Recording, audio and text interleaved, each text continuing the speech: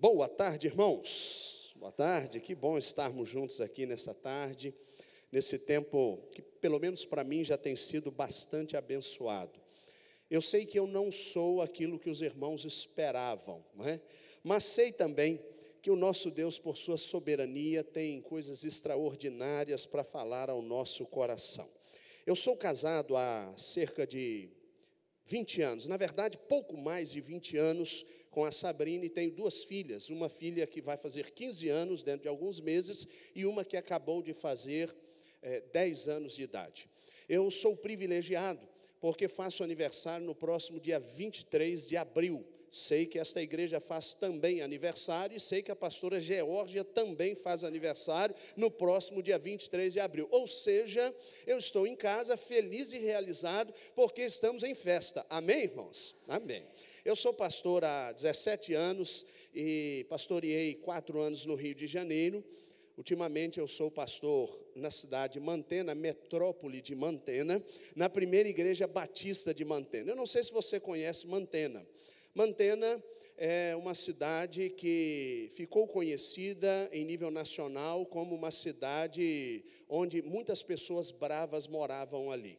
Mas agora nós resolvemos esse problema, já matamos todos os bravos e ficaram apenas aqueles de coração cordado. É brincadeira. O evangelho em Mantena tem crescido nesses últimos anos de maneira assustadora. A cidade tem 27 mil habitantes, a igreja da qual eu sou pastor tem pouco mais de 1.600 membros, e nós temos só de igrejas batistas mais de 3 mil membros na cidade. Você pode entender o impacto que isso representa numa cidade de 27 mil membros, 27 mil pessoas. Já estou até rolando todo mundo na igreja, viu, pastor? E o nosso Deus tem realmente nos abençoado. Mas antes de ler a Bíblia, antes de compartilhar com vocês o que Deus colocou no meu coração, eu gostaria de explicar como eu penso a pregação.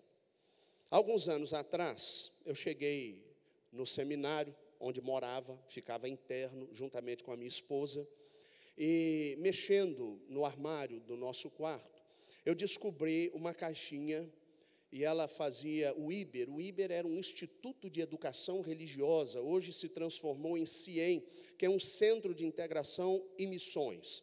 E eu descobri aquela caixinha, e fiquei muito curioso, porque nunca tinha visto aquela caixinha na minha casa. Na medida que abri a caixinha, descobri que havia 3 balas e 10 mil reais. Seminarista, via de regra, vive na medida. Isto significa dizer que 10 mil reais, a coisa de 18 anos atrás, faria uma diferença extraordinária no nosso orçamento.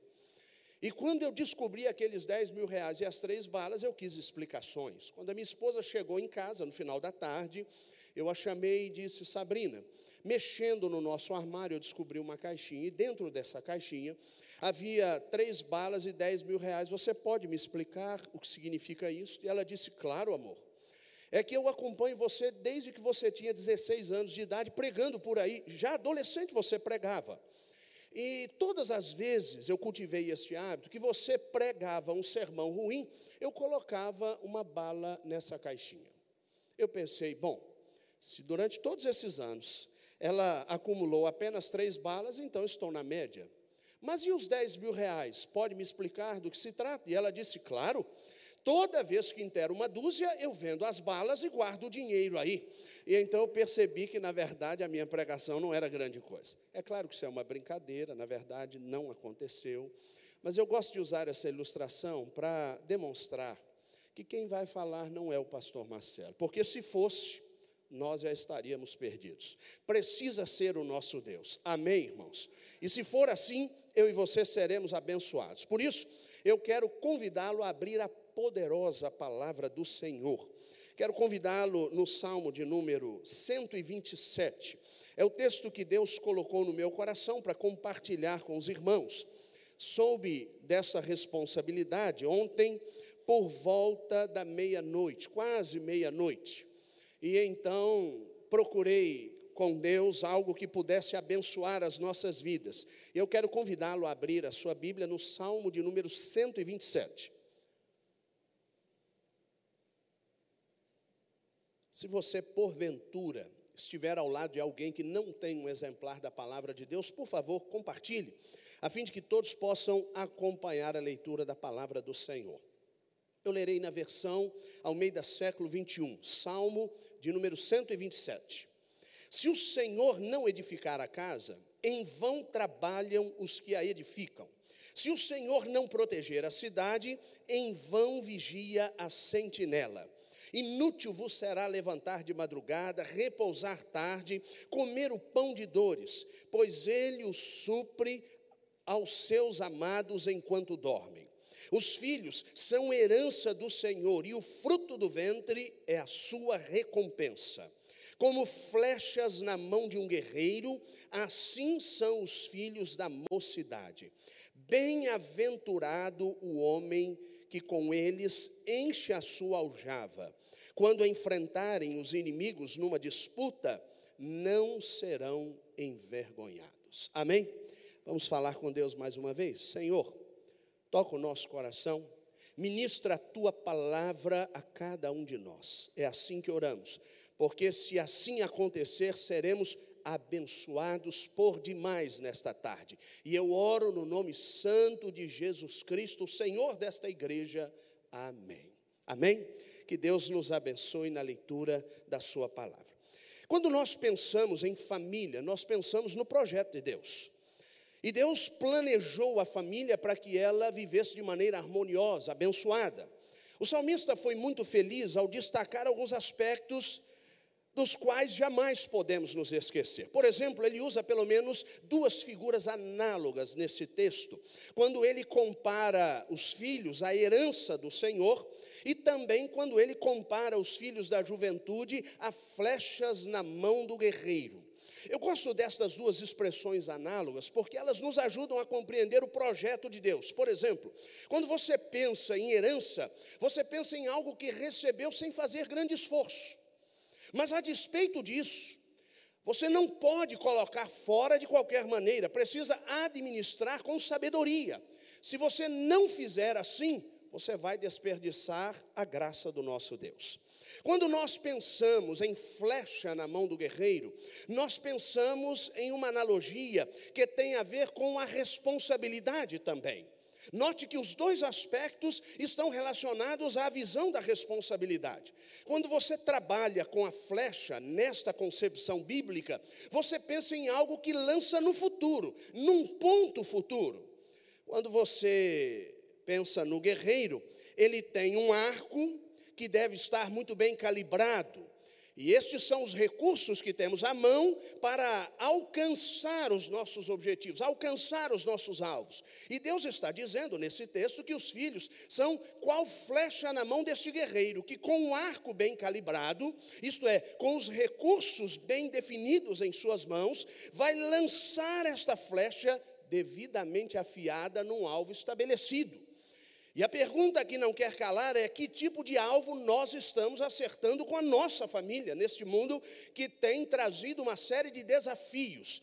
Neste tempo em que eu e você estamos desafiados a estabelecer uma história vitoriosa, a despeito de tantos problemas que acometem a nossa geração. Por isso eu quero pensar com você nesta tarde sobre este tema. Eu me permiti, irmã Viviane, trabalhar com algo que estaria um pouquinho além da proposta que me foi apresentada. Pastor Neander, que foi o intermediador entre o pastor Marcelo e a igreja, ou pelo menos a direção deste congresso, deste seminário, ele me disse que os irmãos precisariam de uma palestra com o tema Capacitando a Família. E eu resolvi acrescentar um ponto neste conto. E então trago para a nossa reflexão Capacitando a Família Contemporânea. Porque esta é a nossa realidade. E é com este contexto que eu e você lidamos. Por esta razão, precisamos fazer uma leitura correta do que está acontecendo nesse tempo. Um homem chamado Zygmunt Bauman, infelizmente faleceu no ano passado, no mês de janeiro. Este homem era um sociólogo polaco. E Zygmunt Bauman fez uma leitura da sociedade contemporânea em vários artigos, vários livros, que ele denominou modernidade líquida. Zygmunt Bauman pensa na sociedade contemporânea como uma sociedade líquida. Eu quero me apropriar desta ideia de Zygmunt Bauman para trazer ao seu coração o entendimento de que não vivemos uma era fácil. Preste atenção. Nesta taça que foi colocada aqui no púlpito, para o pastor beber água, sempre que tiver sede, provavelmente eu vou recorrer a ela de vez em quando. Existe um líquido precioso chamado água. Certamente, pela lógica, nós entendemos que a água que está dentro desta taça admite a forma desta taça. Se porventura, eu não irei fazê-lo, mas apenas a título ilustrativo, se eu despejar esta água no chão, a água deixará de admitir a forma desta taça e admitirá uma outra forma que terá relação com o chão no qual ela cairá. O que Zygmunt Bauman está propondo na sua reflexão, na qual faz a leitura de que a sociedade contemporânea é feita modernidade líquida, é que, a exemplo desta água que está na taça e que pode estar em qualquer outro recipiente, admitindo, portanto, a forma do tal respectivo recipiente, nós nos adequamos à realidade de acordo com as circunstâncias que nos são apresentadas. Logo, nós incorremos no erro via de regra, e é por isso que a igreja precisa trabalhar numa mão contrária. Nós, via de regra, enquanto sociedade, estamos nos conformando com uma realidade que está cada vez mais caótica e que admite uma série de contornos que não nos abençoam, mas que, ao contrário, trazem uma série de prejuízos à nossa existência. Zygmunt Bauman, então, descreve a nossa sociedade assim. Ele declara que nós vivemos uma era que ele denomina de era da incerteza. Ou seja, eu e você estamos vivendo numa época em que as pessoas, infelizmente, já não têm mais certeza de absolutamente nada. Quando éramos mais jovens, pelo menos aqueles irmãos que fazem parte da minha geração para cima, nós convivíamos com pais que tinham absoluta certeza do que faziam.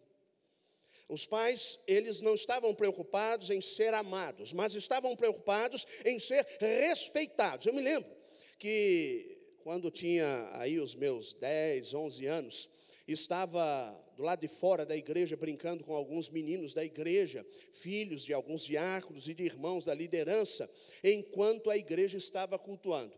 A minha mãe regia o coro da igreja e ela tinha um olhar clínico, porque na medida que ela regia, ela também identificava se os filhos estavam no santuário.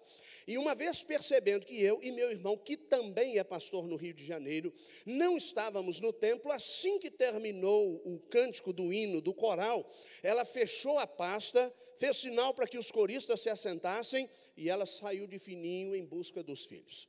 E eu percebi uma orelha doendo, porque ela passou uma mão grossa que puxou a minha orelha. E quando eu olhei para trás, era ela. E ela disse, entre agora para o templo. E eu disse a ela, não entro. E ela disse, entra. E eu disse, não entro. Ela então foi na outra orelha e disse, quer que eu arranque as duas? E eu disse, eu entro, tudo bem.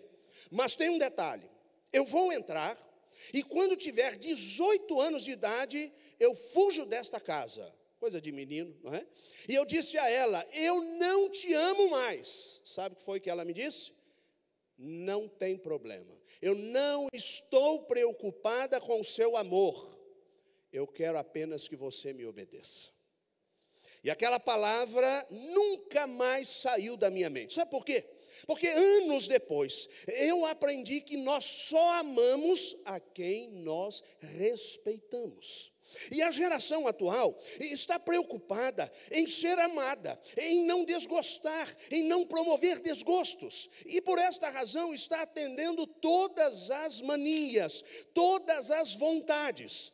Antigamente, e isso era raro no meu tempo, quando íamos a um restaurante e tínhamos que escolher um lugar para nos acomodar, quando lá chegávamos, o meu pai já definia onde cada um sentaria. Ele dizia, você, Marcelo, senta ali, você, Cláudia, ali.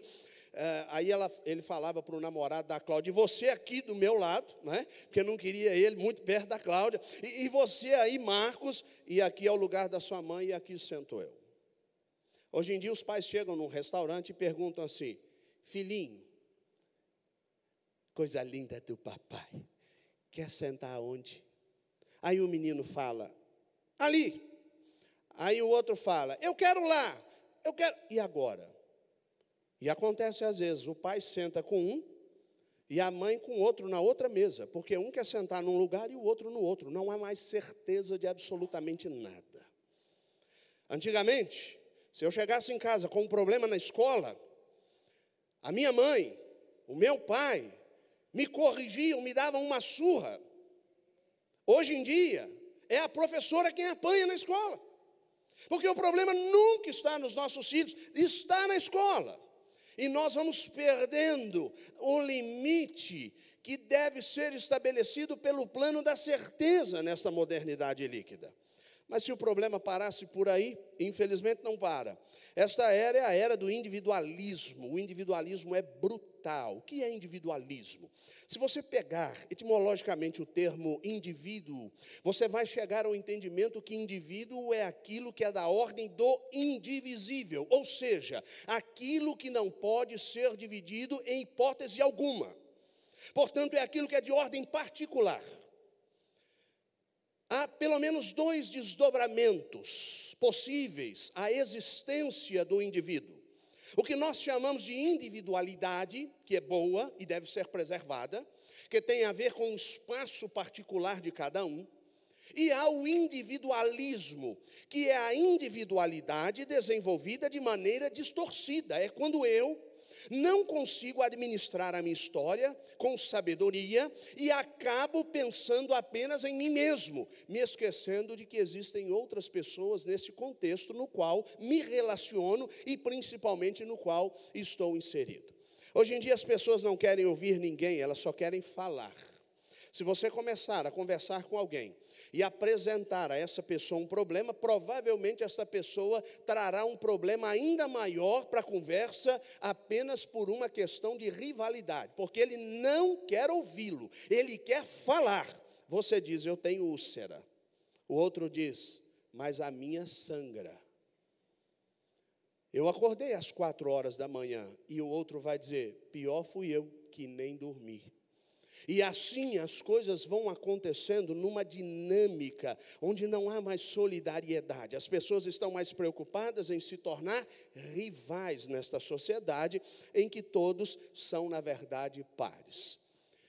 Não obstante esses dois problemas da modernidade líquida, Zygmunt Bauman ainda nos propõe a ideia de que, neste tempo, registrar o momento é mais importante do que viver o momento propriamente dito. Há alguns anos atrás, no domingo, quando nós saíamos, morávamos na cidade de Uberlândia, no Triângulo Mineiro, meu pai era pastor lá, foi pastor lá por 11 anos, e nós saíamos da igreja e ele comprava o frango assado para irmos almoçar em casa. Quando nós chegávamos em casa e almoçávamos, nós comíamos e lá uma vez ou outra os meus pais se lembravam de tirar um retrato. Provavelmente essa nova geração não sabe o que é retrato, não é? Mas é feito uma foto. A diferença é que nós revelávamos esta foto e hoje em dia nós postamos esta foto e ela está via de regra nas nuvens, como as pessoas estão também, não é? Muito bem. Naquele tempo, se você voltar em casa e fizer esse exercício, existe lá, provavelmente numa estante perdida na sua casa, junior, adolescente e jovem, um livro chamado Álbum de Fotografias. É um negócio diferente de tudo que você já viu, mas existe. E lá neste álbum de fotografias, você começa a passar as páginas onde estão registrados os momentos daquela época. E aquele registro nós chamávamos de retrato. Agora você já sabe, não é? Viram como essa palestra também é cultura. E aí, você pode estudar o álbum de fotografias da sua casa e você não encontrará momentos à mesa em que a mesa esteja arrumadinha. Normalmente a lasanha já foi comida pela metade. Você vai ver lá na foto. O refrigerante já está no fim e o seu pai ou o seu avô pegou uma colherzinha daquela de chá e colocou dentro de um casco, porque o refrigerante não era PET, o litro, era de casco, de vidro, e aquela colherzinha ficava balançando, hipnotizando as crianças na hora do almoço. E o seu pai, o seu avô diziam que era para o gás não sair. Era naquele tempo em que eles colocavam cola Super Bonder na geladeira, para reaproveitá-la depois. E o pior que dava certo, ou o melhor que dava certo. Mas se você pegar a família contemporânea, olha que desafio. A irmã chega em casa, arruma a mesa, e a primeira coisa que ela faz é pegar um celular e dizer: ninguém toca na comida, antes nós vamos fazer uma selfie. E as pessoas estão mais preocupadas em registrar o momento. Aconteceu um fato interessante, bastante triste, diga-se de passagem, chegando na cidade de Guarapari, no Espírito Santo, há algum tempo atrás, não faz muito tempo. Uma carreta que saiu da região de Mantena, que juntamente com Barra de São Francisco, transformam aquela região num polo de granito para o Brasil e para o mundo, não sei se você sabe. Mas 70% do granito que é beneficiado em Cachoeiro de Itapemirim sai de Mantena e Barra de São Francisco. E esta carreta, carregada com blocos de granito, atravessou a pista e bateu num ônibus cheio de passageiros. Foi uma catástrofe. Muitas pessoas morreram. O ônibus explodiu. E as pessoas, algumas delas, estavam pegando fogo por conta do acidente. Uma sobrevivente foi entrevistada no ESTV. Eu estava lá em Guarapari. E na entrevista, o repórter perguntou qual foi o problema maior que ela viveu nessa tragédia. E ela disse: havia muitas pessoas me vendo pegando fogo, e elas estavam mais preocupadas em filmar isso do que me ajudar. Esse é o mundo no qual vivemos. As pessoas não querem salvar o afogado, mas querem filmar o afogamento. Registrar o momento se transformou em algo mais importante do que viver o momento. Mas não é só isso. Zygmunt Bauman diz que este mundo é dirigido por pretextos e não por coerência. E a melhor tradução que eu encontrei para isso foi esta imagem que eu pensei na internet e coloquei o versículo para ilustrar algo que acontece e é muito comum nas redes sociais. A mulher tira uma foto de biquíni porque ela fez plástica para o último verão. E então ela tira uma foto, ela quer mostrar a plástica que fez e o resultado dessa plástica.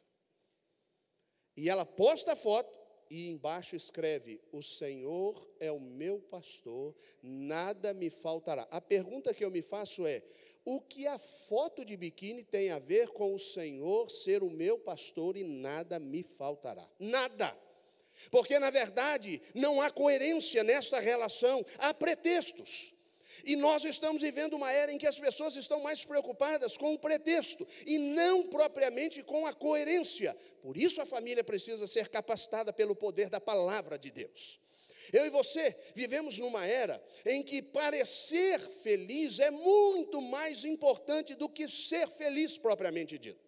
As pessoas estão mais preocupadas em demonstrar o que são, quando na verdade não o são. E eu e você precisamos tomar cuidado, porque esta era plastificada tem despistado problemas sérios que a nossa alma vive. E muitas vezes uma pessoa sorrindo nas redes sociais está camuflando o choro que está amargurando o seu coração. Por isso não leve tão a sério as redes sociais. Elas não são necessariamente legítimas, ou pelo menos as postagens em si não são. Esta era é uma era em que as pessoas não são mais ricas por aquilo que ganham, mas por aquilo que gastam. O mais importante não é o quanto a pessoa está ganhando, é o quanto ela está gastando. E é por isso que as pessoas estão cada vez mais endividadas, porque o carro do ano passado não serve mais, o celular do ano passado já não serve mais. E as próprias companhias estão trabalhando para que haja incentivo nessa direção, a fim de que o consumismo alimente a indústria. E nós estamos vivendo uma era em que, infelizmente, as pessoas hoje são consideradas por aquilo que elas gastam e não por aquilo que elas ganham. Resultado, o mundo hoje é dirigido pela ostentação. Este é o princípio que dirige a nossa sociedade. Partindo desse entendimento, Zygmunt Bauman ainda propõe uma inversão quando ele diz que sabedoria hoje não é mais resultado da experiência, da vivência, mas é resultado do domínio da tecnologia. Se você for na casa da sua avó, se ela ainda estiver viva, você tiver esse privilégio, coloque um controle remoto na mão dela e peça a ela para mudar de canal. Provavelmente ela vai apanhar naquilo, achando que é força, que é ir lá na frente, voltar, e nada disso vai fazer diferença. A minha filha, de 10 anos, é youtuber. Ela diz que é.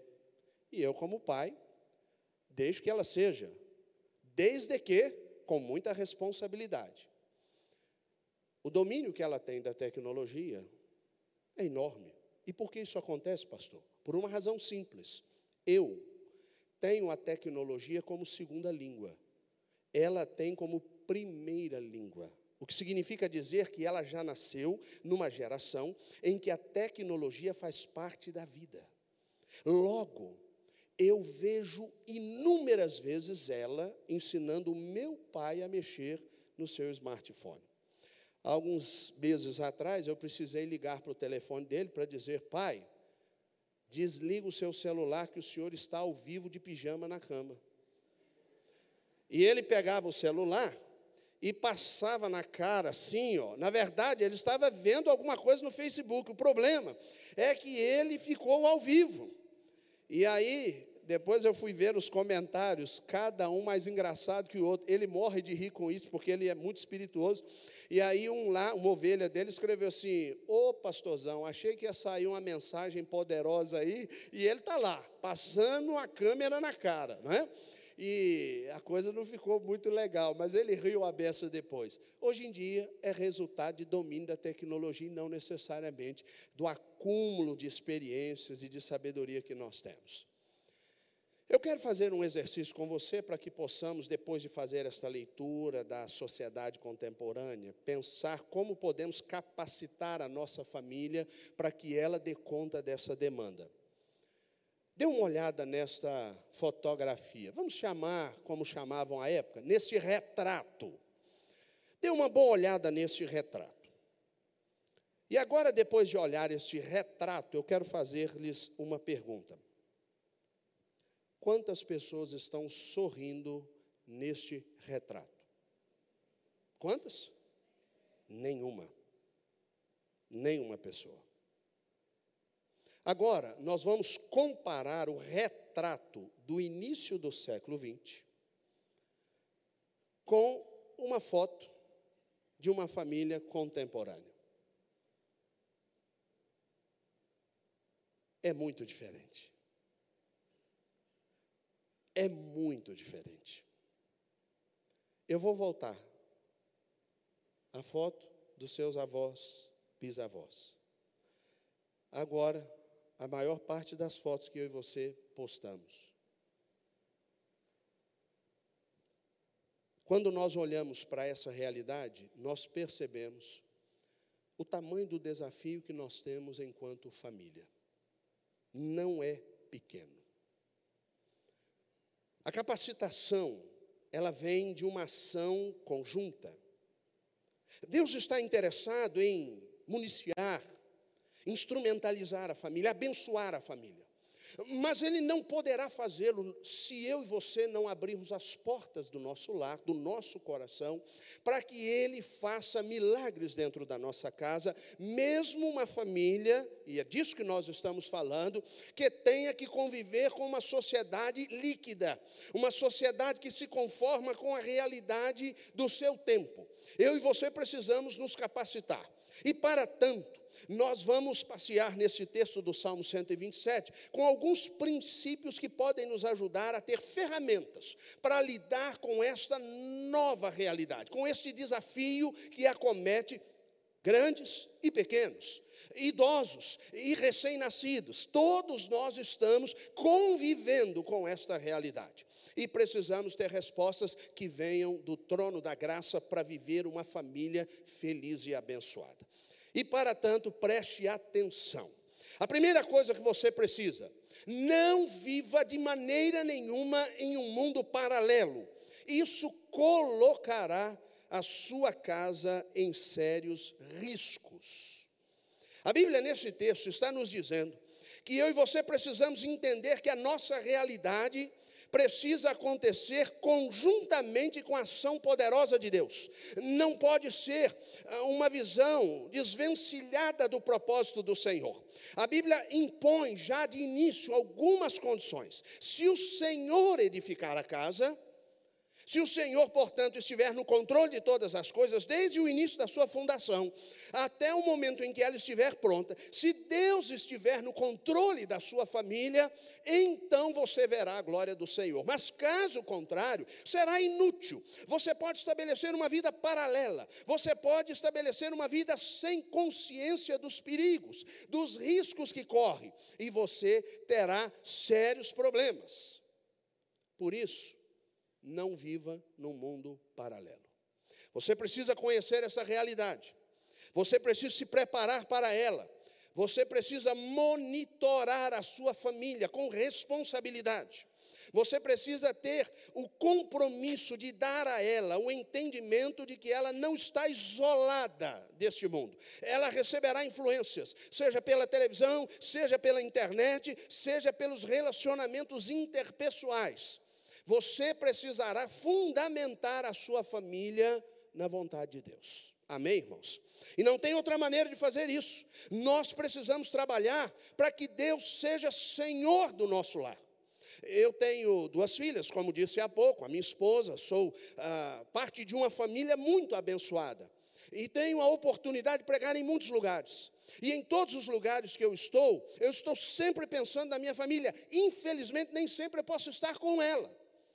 Mas eu nunca deixo a responsabilidade de instrumentalizá-la com a palavra de Deus para outra pessoa. Essa é uma responsabilidade minha. E eu, que sou servo de Deus, preciso ensinar as minhas filhas a amarem ao mesmo Deus que eu sirvo. E eu faço através da oração e através da leitura da palavra de Deus. Faço isso religiosamente todos os dias, independentemente das circunstâncias. Ah, pastor, mas o senhor está lá na Bahia, como é que o senhor faz? Chamada de vídeo. E eu leio a Bíblia com elas, e nós oramos, e nós tiramos lições do texto. Eu estou com as minhas filhas, fazendo juntos, pela segunda vez, a leitura inteira da palavra. A minha filha de 10 anos já leu a Bíblia uma vez inteiramente, e já está pela segunda vez no livro de Jó, e vai chegar lá dentro de muito pouco tempo. Como é que o senhor faz, pastor? Todos os dias nós lemos um capítulo da Bíblia, juntos, na minha cama. E ali nós oramos uns pelos outros. Conversamos sobre os dramas que as acometem e que me acometem. Nós oramos juntos e nos responsabilizamos uns pelos outros. E nós sabemos que, embora não sejamos deste mundo, estamos nele. E precisamos nos preparar espiritualmente para esta guerra. Na escola, as minhas meninas precisam estar preparadas. No ministério, eu preciso estar preparado.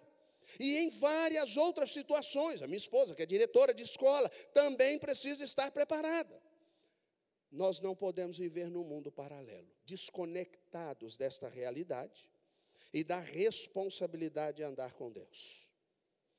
Me lembro de uma história muito interessante que ilustra essa visão que eu quero que vocês tenham do perigo de viver no mundo paralelo. A respeito de uma senhora de mais ou menos 90 anos que estava dirigindo o seu Opala. E pastor Rimark, ela dirigiu o seu Opala em 1970 numa autoestrada a 30 quilômetros por hora. E levava dentro do carro 3 netinhos. Na verdade, já eram bisnetos. Uma viatura da polícia, percebendo o problema, interceptou aquele carro e pediu para que aquela senhora encostasse no acostamento.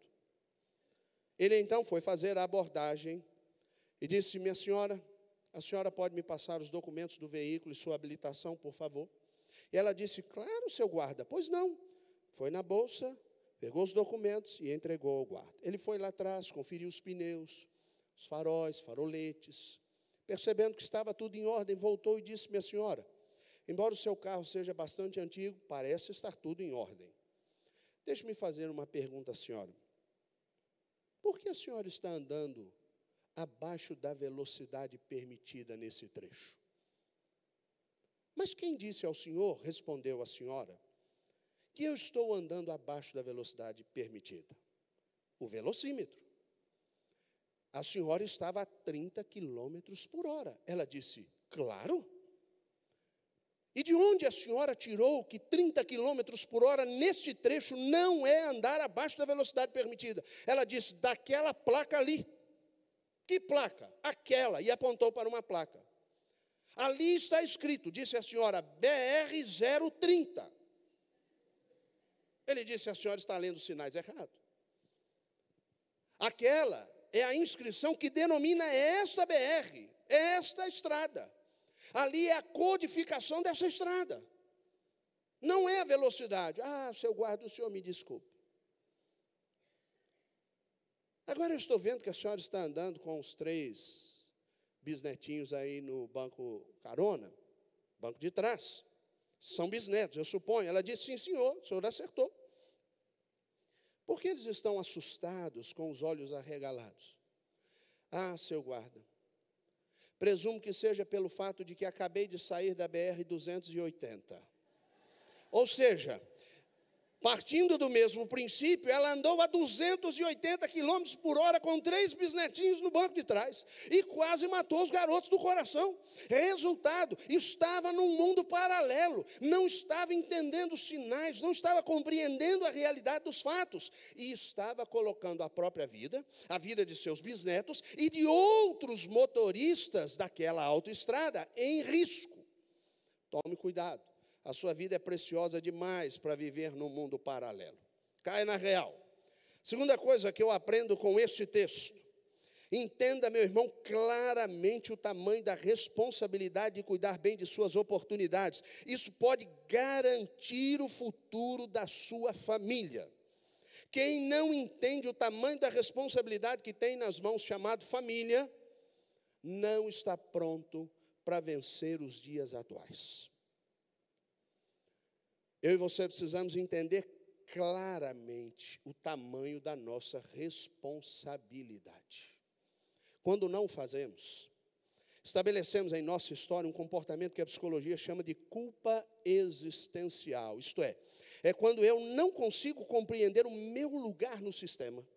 E estou sempre transferindo a terceiros uma responsabilidade que na verdade é minha. E que deveria ser minha.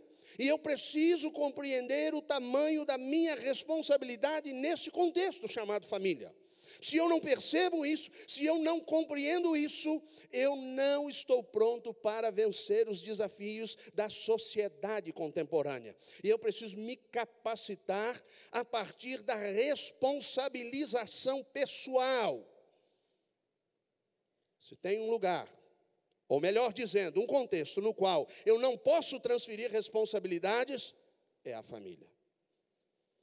E note que dentro do sistema familiar eu exerço alguns papéis diferentes. Por exemplo, quando eu penso na minha vida em relação às minhas 2 filhas, eu sou pai. Esse é um papel do qual não posso fugir. Mas se a minha família precisa de outras participações, eu preciso entender que outras responsabilidades eu tenho nesse sistema. E, portanto, eu preciso desenvolver a minha vida de tal forma que outros papéis sejam absorvidos na minha agenda pessoal. Em relação à minha esposa, eu não posso ser pai, eu tenho que ser marido. Em relação à minha sogra, o meu papel é de genro. É fácil? Não, mas é a minha realidade, responsabilidade. Em relação aos meus pais, eu sou filho. Você precisa entender quais são as suas responsabilidades dentro do contexto familiar. Se não entende isso, você estará fadado ao fracasso. A sua família cairá por terra.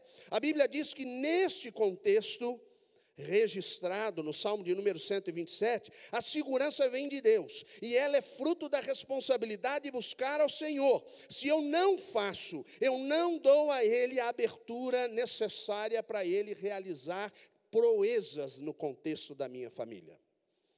Eu lembro de uma história muito interessante de um sujeito que já estava há uns 2 anos desempregado. E ele precisava, de uma forma ou de outra, sustentar a família. Um bico aqui, um bico ali, mas ele percebeu que aquilo não seria suficiente. E então, conversando com a esposa, ele disse: meu bem, chegou um delegado novo para a nossa cidade. E naquele tempo, não havia tanta necessidade de concurso. Basicamente, as pessoas ocupavam cargos importantes da sociedade pela indicação de alguém que tivesse influência para tanto. Aquele rapaz disse: chegou um delegado novo para a nossa cidade e eu descobri que ele está precisando de um assistente e o salário é razoavelmente bom. Daria para suprir todas as nossas necessidades. Estou pensando em me candidatar. O que você acha? Ela disse: eu acho ótimo. Você deve naturalmente pensar, porque você vai trabalhar com o delegado. E se fizer besteira, ele pode mandar prendê-lo. Não, fique tranquila, eu sei quais são as minhas responsabilidades. Então, prepare-se. Ele foi até a sede da delegacia, viu um edital, e através desse edital, ele se preparou para a revista, ou a entrevista, melhor dizendo, que teria com aquele delegado. Se apresentou, bateu na porta, o delegado disse que ele poderia entrar. E ele entrou, disse: seu delegado, eu estou aqui porque eu vi que o senhor está precisando de um assistente e eu me candidato para tanto. Muito bem, mas eu não posso contratá-lo de qualquer maneira. Primeiro eu preciso ver se você tem condições para ser o meu assistente. Nós vamos fazer um teste rápido, vou fazer apenas 3 perguntas ao senhor. Combinado? Perfeito. Eu vi pelo edital, estou preparado, conhecimentos gerais, o senhor também gostaria de conhecimentos matemáticos, e uma pessoa de responsabilidade. O senhor está falando com a pessoa certa. Então, vamos lá.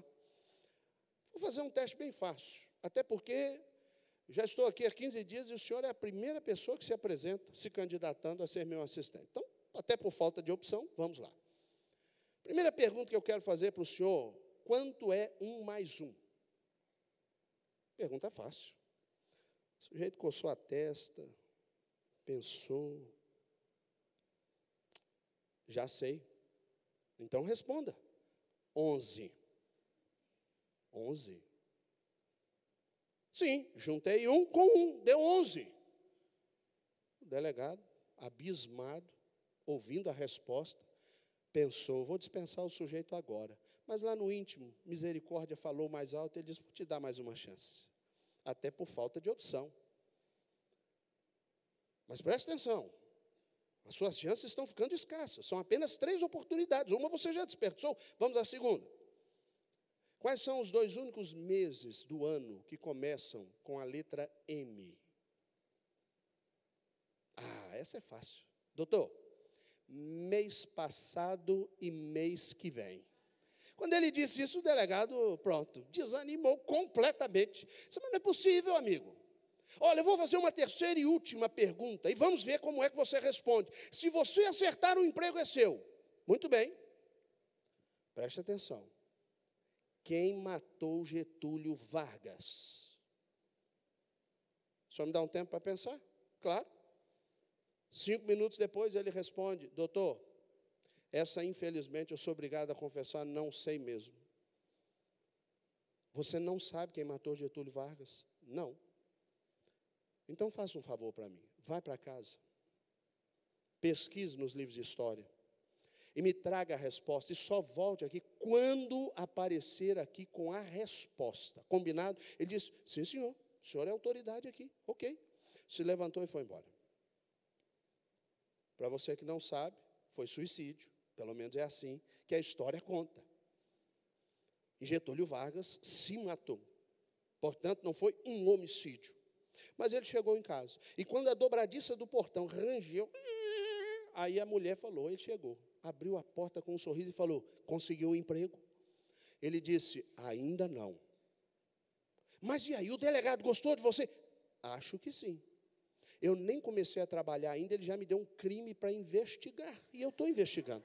Quando ele disse isso, aí pronto, a mulher percebendo que tinha ido muito mal, descobriu que na verdade, no fundo, ele não havia entendido o tamanho da responsabilidade que tinha de cuidar da sua própria família. Tem muita gente assim, despreparada, incompetente, eu diria até mais, sem vontade para fazer a sua família dar certo. A terceira coisa que eu quero que você guarde no coração.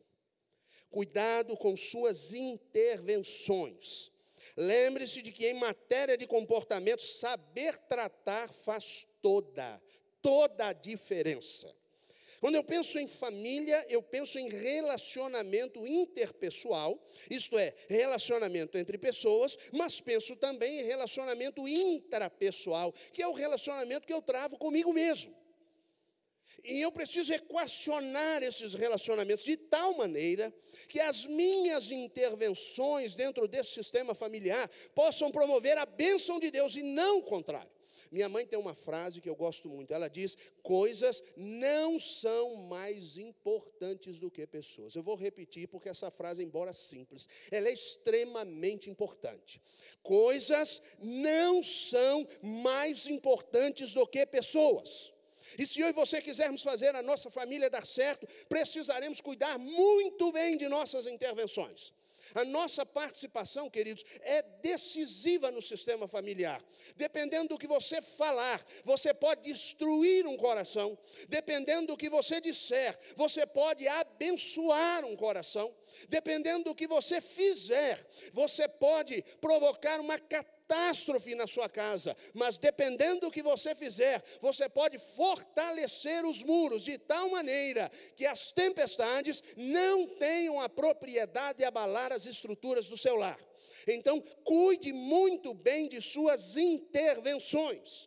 E para tanto você precisa cuidar de si mesmo, porque a Bíblia tem uma série de conselhos a esse respeito. Exemplo, quando ela diz, a boca fala aquilo do que o coração está cheio. A palavra coração no Velho Testamento vem de uma palavra hebraica, a palavra leb, que significa mente. Preste atenção no raciocínio. Se a boca fala do que o coração está cheio, a Bíblia está dizendo que a minha boca verbaliza aquilo que a minha mente está cheia. Se a minha mente estiver cheia de sujeira, cheia de pornografia, se a minha mente estiver cheia de desentendimentos e confusões mentais, automaticamente eu vou despejar isso sobre as pessoas. Ninguém pode oferecer o que não tem. E eu tenho aprendido que pessoas feridas, via de regra, ferem. Mas pessoas abençoadas, via de regra, abençoam. Por isso a Bíblia diz no livro de Provérbios, que de todas as coisas que eu e você devemos guardar, a principal deve ser o nosso coração. Palavra hebraica, leb. Por quê? Porque é daqui, da sua mente que saem todas as decisões, é daqui que estão todas as saídas da sua vida, os caminhos que você vai adotar, as veredas pelas quais você vai passar. Então, cuidado com as suas intervenções. Elas são sérias e decisivas. O menino chega em casa, prova de matemática. Você já deve estar pensando, pastor é traumatizado com matemática, né? Alguma coisa. Mas aí chego na faculdade de psicologia e descubro que tem psicometria. Vamos lá, um pouquinho de matemática de novo, né? Mas está lá, o menino chega em casa, nota 8. O pai olha e vira para a criança e diz assim, tosco. Você não faz nada da vida, só estuda e me tira uma nota 8. Você está de castigo. E não me volte aqui com outra nota 8. Ok. O menino arrasado. Volta para o quarto. 2 semanas que vem, tem a segunda prova de matemática do bimestre. E quando ele está estudando, ele se lembra de que há uma espada sobre a cabeça. Se eu tirar 8 de novo, estou morto. Esse menino não consegue absorver o conteúdo, vai para a prova nervoso, e ao invés de tirar 8, tira 7, 6, e por vezes até 0. Resultado? Este menino interpreta a situação da seguinte maneira: como eu não consigo satisfazer as expectativas do meu pai, então o melhor que tenho a fazer é barbarizar, porque pelo menos assim eu vou chamar a sua atenção de alguma forma e vou testar o seu amor. Mas agora veja a mesma situação administrada de outra forma, com outra intervenção, digamos assim. O menino chega, nota 8. Paizão, tirei 8 na prova. Ei, olha para mim. O menino assustado olha para o pai. Você é o cara. 8 em matemática. Cara, você é o cara, meu irmão. Olha aqui. Se prepara, hoje à noite nós vamos na pizzaria e vamos comemorar. O menino no íntimo está pensando, o pai ficou doido. 8. E ele quer me levar na pizzaria, ele quer celebrar uma nota 8. Mas vamos lá. Deve ser pegadinha. Ele vai me colocar no carro, vai me levar para Choninho de Baixo, vai me soltar no meio da estrada e vai dizer, você não é mais meu filho. Mas eu não tenho o que fazer, vou com ele. E o menino entra no carro, assustado, chega lá, é pizza mesmo. E aí ele vira para o garçom e diz assim, ó, a melhor que tiver, porque esse menino aqui é o cara. O garçom, não, então maravilha, maravilha. E agora, filho, vamos tomar um sorvetinho, vamos lá. Na ilha, a ilha é o melhor sorvete da cidade, eu imagino que seja ainda, vamos lá. E então, leva o menino para tomar um sorvete. 2 semanas depois, o menino tem prova de matemática, é a segunda do bimestre. No dia anterior, o menino já está mais do que preparado, porque ele já no dia seguinte da pizzaria, ele já está no livro de matemática. Um dia antes da prova, esse menino olha para o conteúdo e fala, eu sou o cara. E ele chega na hora da prova, e ele quer honrar o pai. E ele começa caprichando no nome. Sabe como é que funciona? Ele escreve o nome a lápis, para depois passar a caneta, para ter certeza de que não haverá falhas naquela prova. Resultado, nota 10. Houve um reforçamento positivo. Esse menino foi influenciado, foi motivado. Há um motivo para ele sair de onde está e chegar no futuro, onde precisa chegar, acertando o alvo. Consegue compreender como a sua intervenção é de fundamental importância? Você quer chamar o seu marido para vir à igreja, minha irmã? Aí você diz para ele, tem que sair dessa bebedeira, ficar aí assistindo o jogo, essa palhaçada, andando com esses homens, com essa catinga de cachaça. E aí o homem fala, eu, igreja? Para viver com uma mulher rixosa dessa, estou fora. Uma vez, um casal me procurou. O sujeito não era crente, a mulher era. E aí ele disse, pastor, nós estamos aqui, nós estamos vivendo um drama na hora de dormir. Falei, como assim? Eu durmo cedo, ali pelas 8, 9 horas da manhã, da noite. Lá pela meia-noite, de vez em quando, eu acordo para ir ao banheiro.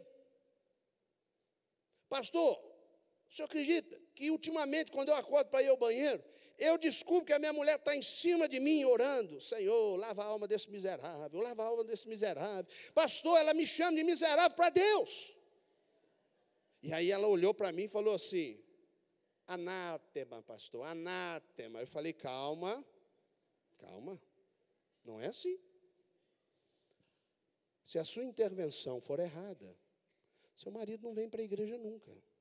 Mas seja a igreja do Senhor dentro da sua casa, e o seu marido vai experimentar a glória do Senhor dentro do seu lar. E aí ele vai dizer, peraí, se é isso, a minha mulher vai para a igreja, ela volta sorrindo, e ela faz a comida cada vez mais gostosa. Essa mulher me ama, essa mulher me abraça, essa mulher respeita a nossa intimidade. Essa mulher ela não é o cara, porque o cara é o menino da nota de matemática, mas é quase.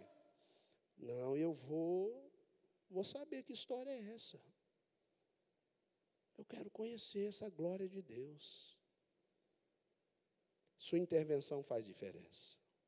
O sujeito estava nervosinho, mas não tinha coragem de contrapor a esposa dentro de casa. E a mulher mandava mesmo. Vai buscar água. E ele ia. Aqui, ó. Escorreguei no banheiro. Você não enxugou o banheiro. Vai lá enxugar o banheiro. Você já fez a comida? E não esqueça, eu quero a panela brilhando. É para arear a panela. O sujeito falou, gente, eu preciso melhorar a minha autoestima. Eu preciso ter, assim, mais presença dentro de casa. Eu vou procurar um psiquiatra. Aí descobriu o nome de um psiquiatra bacana, marcou a consulta e foi lá. Chegando lá, o psiquiatra ouviu todas as lamúrias daquele homem frustrado no casamento. E aí ele disse, ó, vamos começar pelo seguinte, eu vou te dar um livrinho, você vai lendo esse livrinho, e daqui 2 semanas você volta para nós batermos um papo. Mas nós vamos conversar em cima da leitura que você fizer. Combinado? Combinado. Tema do livro, ser homem. Sujeito curioso e doido para ser um.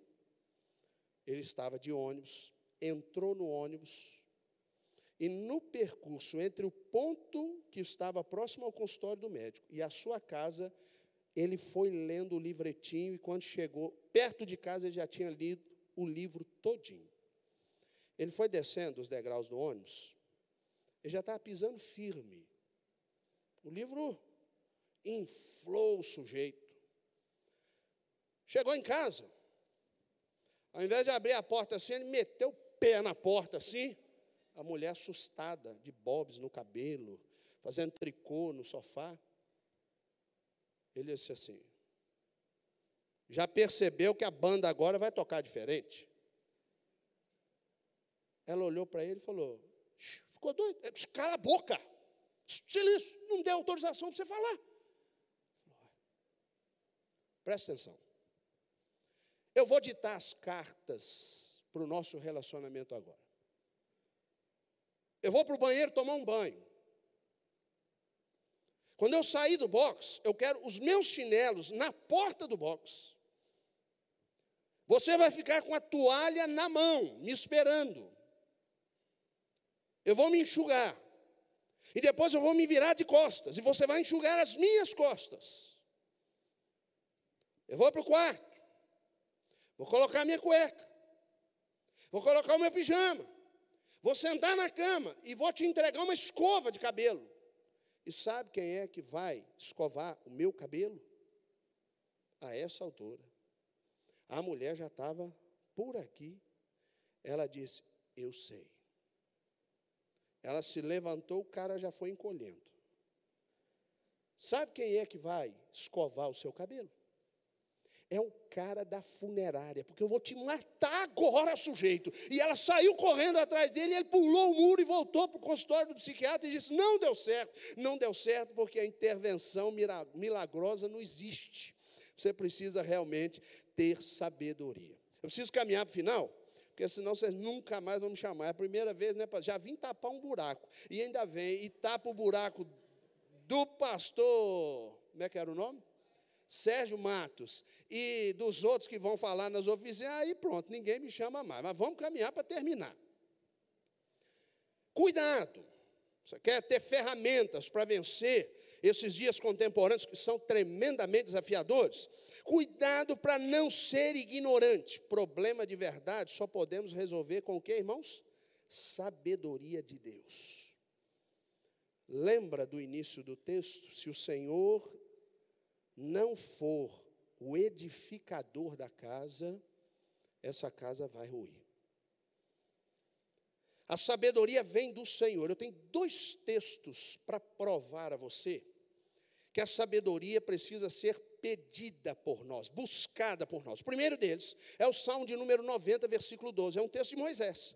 Embora muitas pessoas erroneamente atribuam o Salmo 90 a Davi, na verdade o Salmo 90 é de Moisés. E olha o que Moisés diz no versículo de número 12.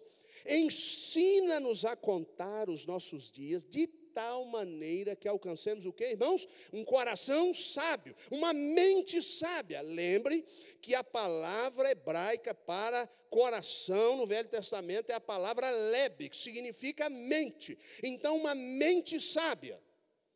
Muito bem. E lá no Novo Testamento, o texto de Tiago, capítulo 1, a Bíblia diz o seguinte: nós passamos por muitas provações, e lá a Bíblia diz assim: se alguém precisa de sabedoria, peça a Deus, mas peça com fé. Por quê? Porque aquele que não tem fé é semelhante à onda do mar agitada de um lado para o outro. E então, Tiago diz assim: não suponha o homem que vai alcançar alguma coisa da parte de Deus. Por quê? Porque é um homem de ânimo dobre, inconstante em todos os seus pensamentos. Você precisa da sabedoria que vem de Deus. Existem várias configurações de inteligência. Quem é psicólogo aí sabe disso. Você pode pensar na inteligência emocional. Você pode pensar na inteligência intelectual. Hoje em dia, inclusive, existem desdobramentos dessas principais, como, por exemplo, a inteligência esportiva. Mas eu não estou falando de lógica apenas, de uma inteligência linear. Eu estou falando de uma experiência na qual Deus nos dá escape.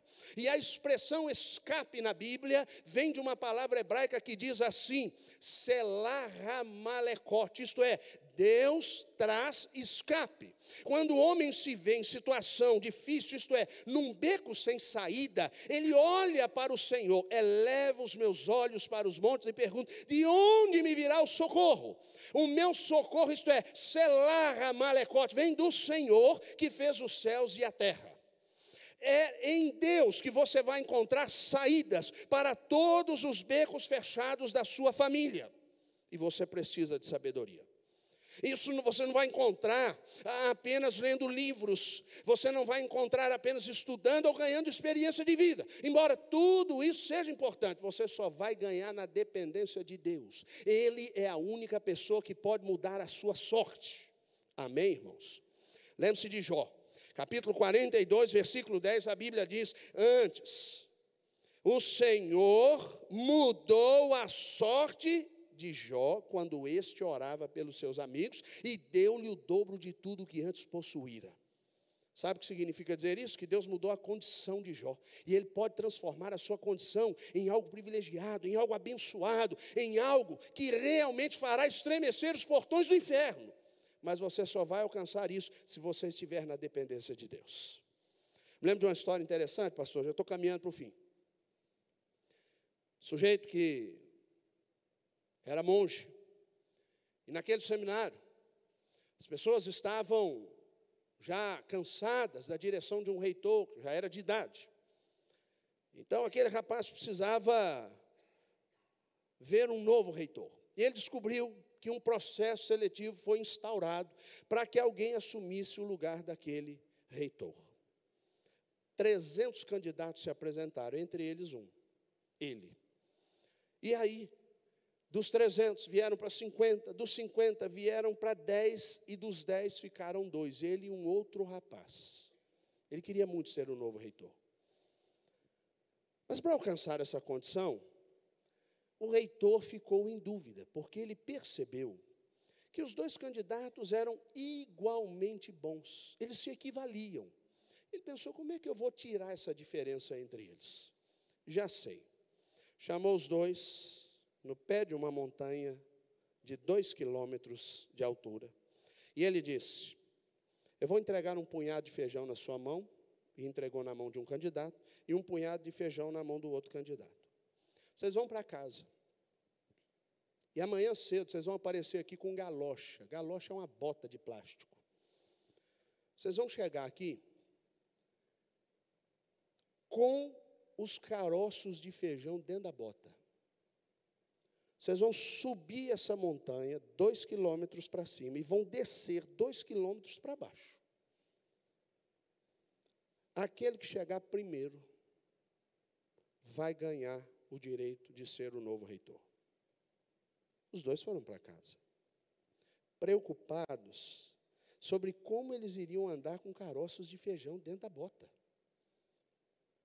Dia seguinte, 8 horas da manhã, horário marcado, os dois se apresentaram ao reitor e ele disse: deixa eu conferir a sua bota. Conferiu a do outro. Ok, podem subir. Primeiro começou bem demais. Menos de 500 metros depois da largada, ele sentou, arrancou as botas e os pés estavam que era calo puro. E o outro foi subindo. Chegou aos 2 quilômetros, no cume da montanha, deu meia volta e desceu, com uma desenvoltura extraordinária, invejável. Ganhou. O que perdera, curioso, chamou o outro que ganhara e perguntou: amigo, como é que você conseguiu? Ele disse: eu vou contar. Mas antes você me conta o que você fez durante a noite. Ele disse: bom, eu fui para casa com aqueles caroços de feijão e coloquei os meus pés numa bacia de água morna, deixei os pés descansando a noite toda, enquanto eu estava sentado num sofá, cama, e eu fui dormindo até o amanhecer. Então, coloquei os caroços, coloquei a bota e vim para a prova. Agora vai me contar? Ele disse: claro, eu saí daqui preocupado. E eu sou servo de Deus. Cheguei em casa e disse: eu tenho 2 alternativas. Eu posso descansar os meus pés, o meu corpo, ou eu posso buscar ao Senhor. Fiz a opção pela segunda possibilidade. Me ajoelhei na beirada da minha cama e passei a noite orando, dizendo: Senhor, sou teu servo, estou nas tuas mãos. Se o Senhor quiser me usar como reitor desse seminário, eu estou nas tuas mãos. Mas olha, me dá um caminho para eu resolver essa situação. Eu me levantei pela manhã e ainda não tinha resposta alguma. Fui à cozinha e pensei: como eu não dormi, preciso de um café forte para ficar acordado. Quando coloquei a água para ferver, para fazer o café, Deus falou comigo: cozinhe o feijão. Cozinhe o feijão. Eu peguei a panela de pressão, coloquei água, os caroços de feijão, cozinhei o feijão, coloquei na bota. E sabe de uma coisa? Quanto mais eu andava, mais macio ficava. Porque quando você anda com a sabedoria de Deus, até subidas íngremes, dificuldades enormes, se tornam amaciadas. Por quê? Quem garante e sustenta o seu andar não é aquilo que você vê, mas aquilo que você crê. Amém, irmãos? Então ande, não por vista, mas pela crença de um Deus que nunca desamparou aqueles que nele esperam e jamais vai nos desamparar. É aí que está a ferramenta para que eu e você enfrentemos os desafios desse dia contemporâneo, ou desses dias contemporâneos. É na sabedoria que vem de Deus. Não existe nada, não existe ninguém que possa nos dar mais saídas, mais escapes do que Deus. Mas para isso, nós precisamos fazer o que Davi nos desafia a fazer. E a minha palavra final é esta. E ele diz no Salmo de número 37, que é um salmo que ele escreveu velho. E ele mesmo diz isso no Salmo. Fui moço, já agora sou velho, porém jamais vi o justo desamparado e nem a sua descendência mendigar o pão. Mas antes disso, no versículo 3 até o versículo 5, ele diz que nós temos que confiar no Senhor, nos alimentar da verdade. E então ele diz o ponto para mim alto do texto, ele diz: entrega o teu caminho ao Senhor, confia nele e o mais ele fará. Pastor, eu tinha que ter ouvido essa palavra há 10 anos atrás, há 5 anos atrás. Agora o meu casamento já era. Agora os meus filhos já estão desestabilizados, o relacionamento familiar está desestruturado, a minha casa é um caos. Deus, diz a palavra do Senhor no Novo Testamento, é poderoso para fazer infinitamente mais do que aquilo que eu pedir ou do que aquilo que eu imaginar. Por quê? Porque Ele é Deus de verdade. E Deus não perde nenhuma batalha. Mas para isso, entrega o teu caminho ao Senhor, confia nele e o mais ele fará. Eu não sei como você chegou aqui, mas provavelmente, como a maioria de nós, sem respostas para esses desafios contemporâneos. Você veio com o propósito de capacitar-se e levar capacitação para a sua família. Se você quiser isso, você precisa se entregar ao Senhor, confiar nele e fazer da oração aquilo que vai aproximá-lo da única pessoa que nunca vai perder uma batalha, o nosso Deus. Você pode fechar os seus olhos. Eu quero orar por você.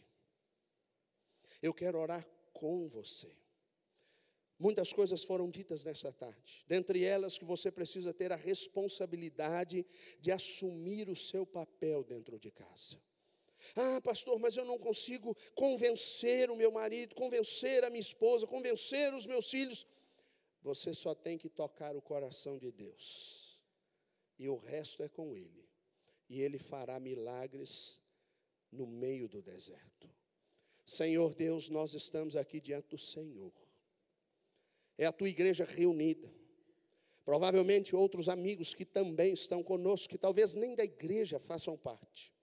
Mas nós entendemos o tamanho do drama no qual nos metemos como sociedade. Esta é uma modernidade líquida, em que infelizmente as pessoas estão desestabilizadas emocionalmente. Não sabem onde estão, muito menos para onde estão indo. E o que estão fazendo da sua própria vida. Mas a tua palavra nesta tarde está nos dizendo que nós podemos buscar sabedoria vinda do alto para fazer a nossa vida familiar dar certo. Então, meu Deus, nos capacita com a fé, para que nós possamos, meu Deus, entrar nesta batalha acreditando que o Senhor nos dará a vitória. Nos dê, meu Deus, sabedoria para abrir a nossa boca, para ter comportamentos que signifiquem intervenções vindas do Senhor para abençoar o sistema da nossa família. Nós queremos ver a nossa casa dando certo, mas para tanto nós queremos começar tratando a nossa própria vida com o Senhor. Nos ajude, meu Deus, a crer que o Senhor está no controle de todas as coisas, porque se o Senhor não edificar a nossa casa, nós podemos levantar de madrugada, nós podemos dormir tarde e nada disso vai adiantar. Então nos dê, meu Deus, ferramentas vindas do alto, para que a nossa família seja aqui na terra um pedaço do céu, como cantamos há pouco. Que nosso lar seja um lar de bênção, porque assim é a vontade do Senhor. E nós queremos fazê-la realidade em nosso contexto familiar. Obrigado por esse tempo e por tudo que vimos e ouvimos. E eu oro no nome santo de Jesus Cristo. Amém, Senhor Deus. Amém. Que Deus vos abençoe. Obrigado pela oportunidade, pastor Rimac, pela confiança. Sei que a confiança foi pela palavra do pastor Neander, do pastor Sebastião Arsênio, mas a minha oração é que, de fato, o pastor Marcelo não tenha pregado, mas o nosso Deus. Amém? Obrigado, pastorzão. Que Deus abençoe a vida dos irmãos aqui. Eu devolvo a palavra para a pastora Georgia. E já parabéns pelo seu aniversário, viu? Amém.